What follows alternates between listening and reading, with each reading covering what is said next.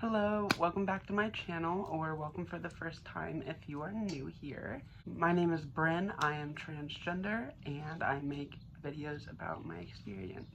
For those of you who don't know, I had bottom surgery a little over 2 years ago, and I decided not to make a 2-year update just because it would basically be a repeat of the 1-year update. Nothing has really changed in the last year. But I have noticed that the way that I feel feelings and the way that I deal with feelings is very, very different. And I do think that bottom surgery is something that has impacted me in that way, which might seem a little strange, but yeah, I just wanted to make a video talking about it. So this is that video. If you would like, feel free to subscribe or comment or like or whatever you want to do with this video.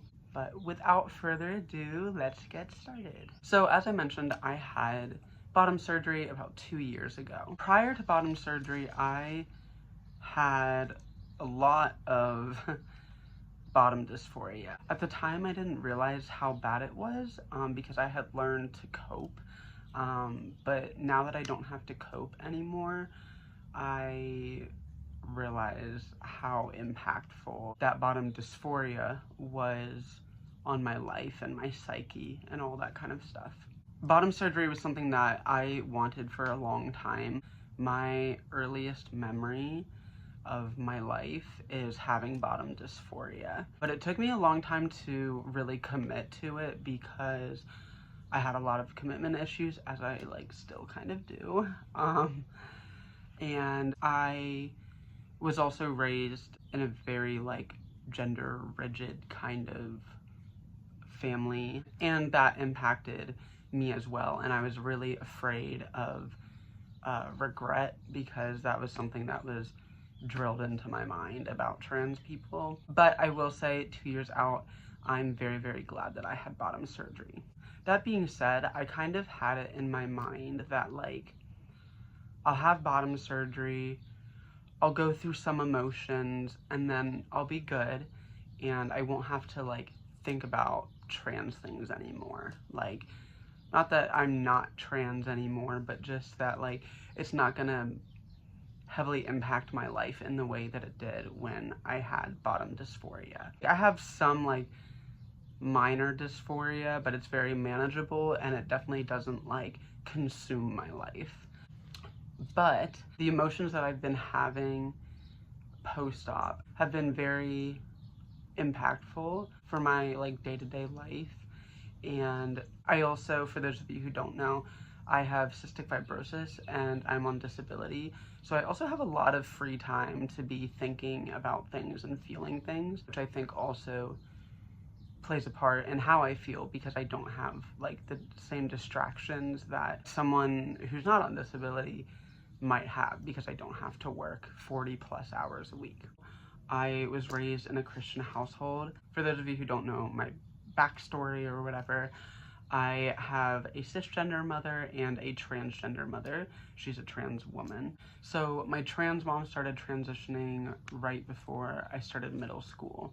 And prior to transition, she was very, very depressed, very isolated, and didn't know how to assert herself. Her dysphoria basically took over her whole life. And then after transitioning, she moved out. And so basically my cis mom was the one that was in charge of everything and making all the rules and whatever. And she was very uncomfortable with the fact that I was at the very least gender non-conforming, but very evidently trans. To give a little bit of perspective, I was obsessed with Barbie dolls and mermaids and The Little Mermaid, unicorns. I used to tell my parents I wanted to be a girl.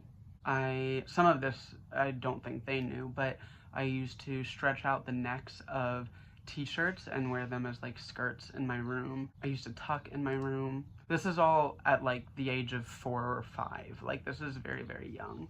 And so basically what ended up happening was my cis mom decided that the way to stop this, as if this is a bad thing, is to take away everything that makes me happy, because everything that makes me happy is feminine.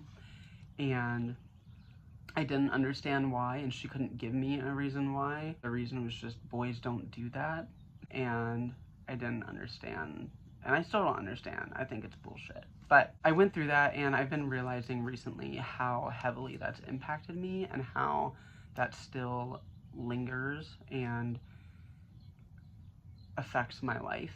On top of that, as a teenager, there was a lot of trauma that I went through as a young adult as well. And it was kind of just like one thing after the next. And part of that was because I was developing more impactful gender dysphoria as I went through puberty, because it wasn't just my bottom dysphoria, it was a lot of things, and I didn't know that that's what it was because I had suppressed the fact that I'm trans, but that was impacting me. And then there was also a lot of family stuff that just like kind of ruined me. Not forever, but for a little bit I felt very, very ruined. And the way that I dealt with this was by dissociating and basically disconnecting from life. Maybe dissociating isn't the right word, so I'll like explain what I mean by that. For me, basically what I did, it was too overwhelming for me to connect with my feelings, and so instinctually I kind of like took my feelings and put them outside of me and then observed them and analyzed them. So it was a way for me to acknowledge how I feel without having to deal with the overwhelming burden of actually feeling them.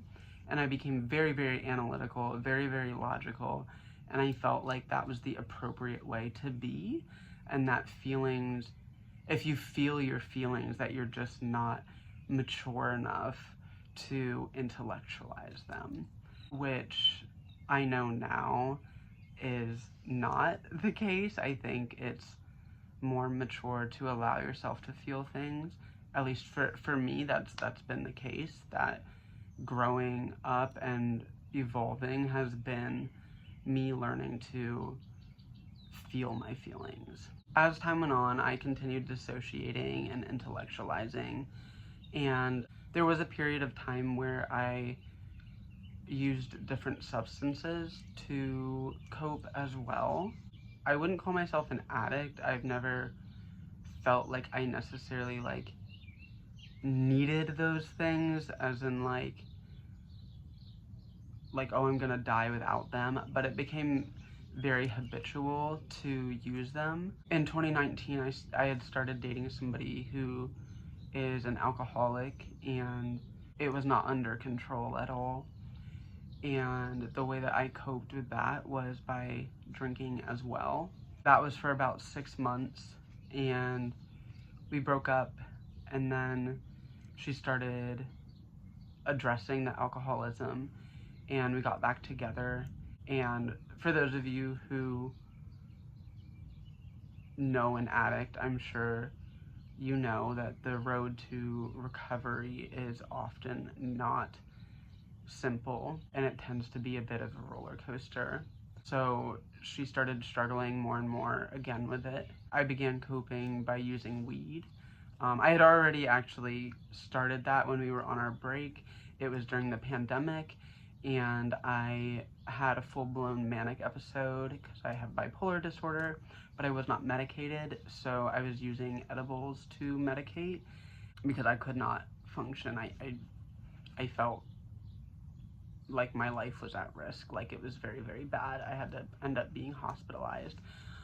But since then, I had started using weed regularly, and that was my way to cope. It helped me dissociate. And I do still use weed, not daily though, probably weekly, but I'm also a lot more intentional with it. Something that I noticed recently that is really, really healing and really liberating and kind of like shows me like how far I've come is when I have used weed regularly within the past 6 months to a year, when I use it too regularly, I feel sad that I'm not connected to my life and that I'm not present in my life. And that's crazy to me because that's the whole purpose why I started using it, was because being present was too overwhelming. And so now to be on the flip side and be like, no, I want to be present, is so strange, but it's also really exciting. Like I said, I still use sometimes because it can be fun. I tend to use it more intentionally, like if I want to be analytical, or sometimes if I want, like I really like doing it when I listen to music because it just like makes it better. But I'm not relying on it, and I'm not using it to disconnect from life, which is a huge change for me.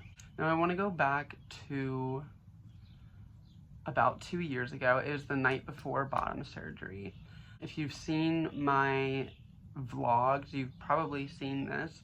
I think it was in my second video. So the night before surgery, I was sleeping on my best friend's couch. I don't know if I can put a clip of the video in here. If I can figure out how to do that, I will. If I can't, I'll just put like the timestamp and the video like in the corner, and then you can click on it and just go to that time if you feel like watching it. But basically I woke up and I was like sad, and I like cried a little bit, which always feels good. But I was talking about how I was really afraid to want things, and that's something that has really stuck with me, and that's something that I've been struggling with my whole life, but I've been made aware of it since bottom surgery, and especially recently because of what I went through as a young child.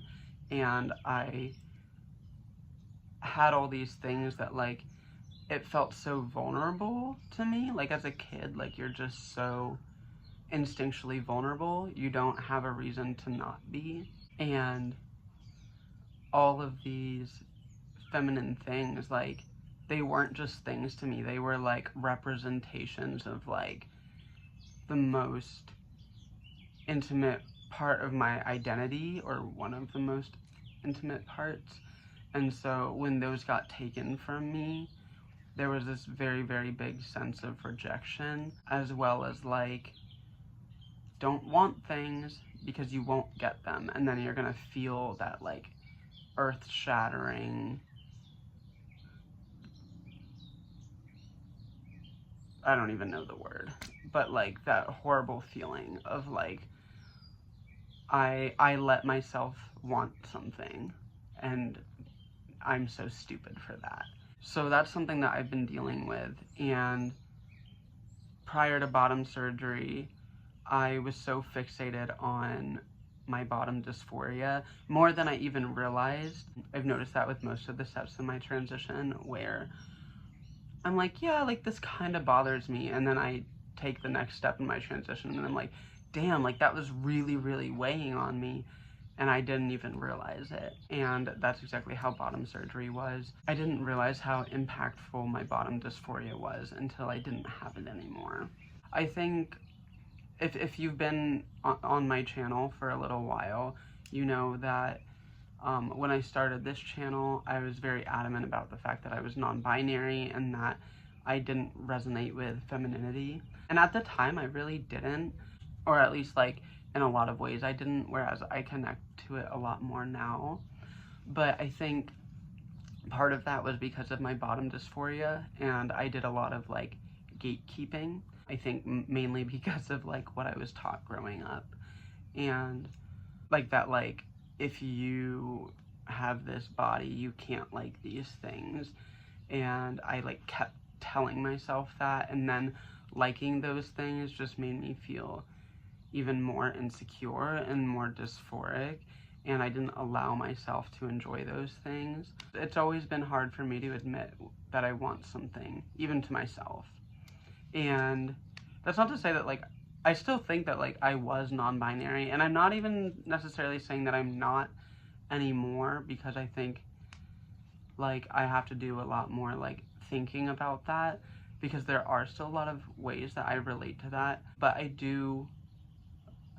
feel comfortable in saying that, like, I'm a woman, and I feel like a woman, and I'm not afraid to say that. So a little bit of a side story. So yesterday I got a notification on YouTube that Steph Sinati posted a video. If you don't know who she is, she's a trans woman. She, I think, mostly makes like gaming content now, but whenever I started watching her was like back in like maybe like 2014 or something, and she went through her whole transition on YouTube. And it was back before there were a lot of YouTubers. There were maybe like 5 trans YouTubers that I watched regularly, and she's the only one that hasn't slipped into some level of like anti-transness. I've noticed that a lot of trans women, especially trans women who pass very well, a lot of the times are kind of like, well, I'm a real trans woman and these other trans people aren't. Or I get that vibe even if they don't explicitly say it. And I've always really respected Steph Sinati, and she's been very adamant about advocating for trans people as a whole community and not just the ones that are easily digestible. So anyways, I've always had a lot of respect for her, and she made this video talking about how she kind of like lost her spark, and she found a video of herself from like years ago, and that she seemed like so much happier then. And I was watching this video, and I feel like Steph has always been very relatable and very real, not just about trans things, but just about herself. And that's something that has always inspired me. And anyways, when she was talking about this spark and how she like lost her spark and she's trying to find it again, it took me back to when I was 5 and I was allowed to indulge in femininity without any thought and without any hesitance and without even knowing that other people might feel bad about it or feel negatively about it. And I feel like throughout my life, like my spark was lost, and I've been slowly gathering it back, and that feels nice, and I'm trying to get back to that. And I've been trying, and I think that bottom surgery was a big part of that. I think the fact that I don't have bottom dysphoria anymore, and I have very minimal dysphoria in regards to just about anything else, I think has really opened up the door for me to deal with these things, but it's also very overwhelming. And I think, you know, I think sometimes, at least when I see trans people talking about things, it's kind of like, oh, like, okay, you had bottom surgery, like, that's the final thing that, like, kind of people, like, think about, like, that's the definitive thing that makes you a woman or a man or whatever. And for me personally, that probably is the final step unless I get a minimal amount of FFS, but that was at least the biggest step, I will say. One of the biggest steps for me was bottom surgery, and I kind of had it in my head that, like, okay, I'll have bottom surgery and then I'll be done. Like, I'll be good. I'll be fine and I can just live my life. And that's semi-true, but there's a lot of hard feelings that have been coming up, and not necessarily in a bad way. I think hard feelings are important to process, you know, but I think, I guess there's still more to my gender and the way that I view gender and the way that gender and gender norms and all that stuff impact me. And I wasn't expecting that. I was expecting to just kind of be done with it. But I think something that I've realized is that, like, I think gender is always going to play a part in my life. Like, probably a big part. Like, I'm probably going to think about it a lot, forever. And I think that that's okay. I think I had this idea of like, well, cis people don't think about their gender, and so once you transition and you're kind of like living as a cis person, then like you won't have to think about it, just like they don't. But they don't think about it not because they're living as a cis person, but because they are a cis person. And like, I'm not, and I'm never gonna be. And I'm okay with that. But I think that there was a time where I wasn't okay with that, and I just wanted to be cis. I didn't want to deal with my transness, and I didn't want to deal with my body and all that kind of stuff. And I thought that once I transitioned, I wouldn't have to deal with it anymore, but I do. And that's something that I've been like growing to accept, which has been really, really nice, but also very difficult. I think there's been a lot of acceptance on my end, which has been really healing. And I've been trying to just let myself feel things. I've been trying to be okay with expressing how I feel, because I used to feel like I couldn't express something negative if I didn't have a solution, or if I didn't make it like pretty in some way. Like if I just felt sad because it's fucking gray out and I'm just sad, I felt like I don't have a right to say that because I don't have a reason to be sad, and I don't have a solution. Or I have to say, I'm sad, but like, you know, at least this, at least I have this, at least I, whatever. Well, I do feel as though it's important to be like grateful for the things that you have. I wasn't really being grateful. I wasn't using it as a way to like remind myself that like I have things that others don't have and that I should be appreciative of that. I was using it as a way to diminish the way that I felt, as if to say, I don't deserve to feel sad, or I'm not allowed to feel sad because I have these other things going on. And if you do that, because I think it's really easy to do that, like, don't do that. It's okay to just be sad or be angry, whether or not you have a reason. And I spent so long trying to like contain my negative emotions and be like trying to like warp them into something positive, basically. But like sometimes being negative is what you need to do in order to heal from it. And I haven't talked about this on here, but like a little over, I think like 6 or 7 months ago. Yeah, I think like 7 months ago, I met someone. We dated for a little while and then we broke up, but we're still close. And something that I really appreciate about them is that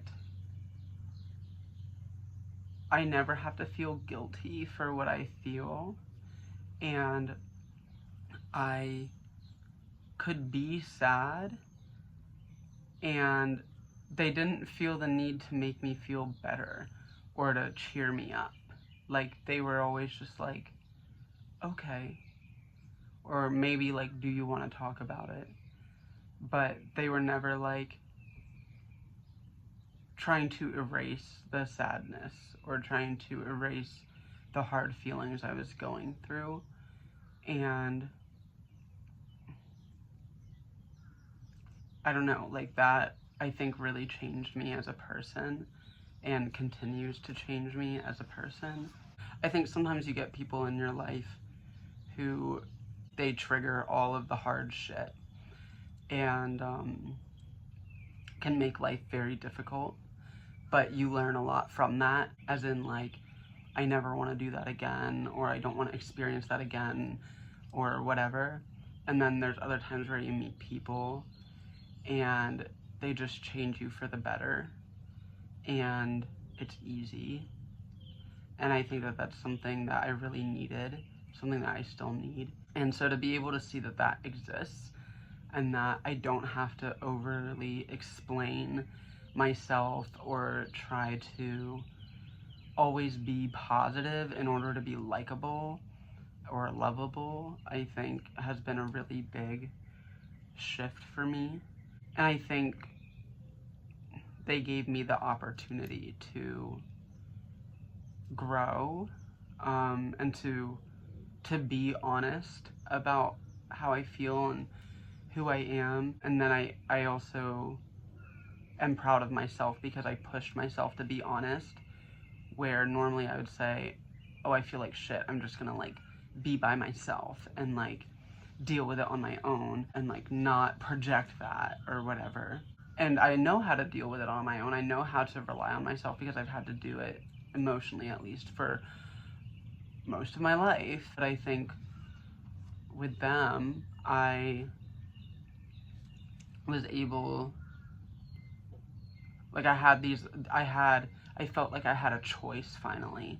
And it wasn't, I don't, I think for a long time I was like choosing, or I wasn't choosing. I was just instinctually relying on myself. But like once I met them, I had this opportunity to like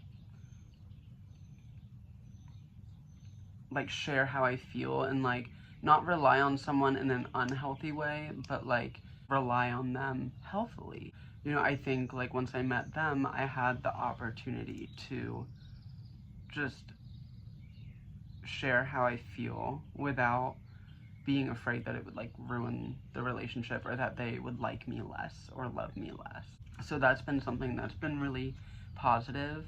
I think these past like 6 months to a year, maybe even longer, I don't know, I think I've been becoming more intentional with my decisions, like even my small ones.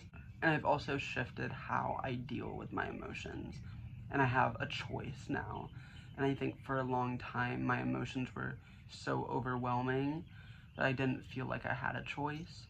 And it was like these feelings were happening to me and I was reacting to them. Whereas now, when I'm feeling something, I feel like you can make this choice or you can make this choice. And having so much of my autonomy taken away from me, I think being able to have a choice or feeling like I have a choice, because I think I always technically did have the choice, but I've just been actually feeling like I have a choice recently. But I think feeling like I have the choice and being able to choose has been really, really good for me and really changed the way that I view the world. It's like inspirational, I guess, in a sense. So yeah, I think that's everything I wanted to say. If you made it this far, thank you for listening. Feel free to let me know down below if you want to. I hope you all have a wonderful rest of your day. Bye.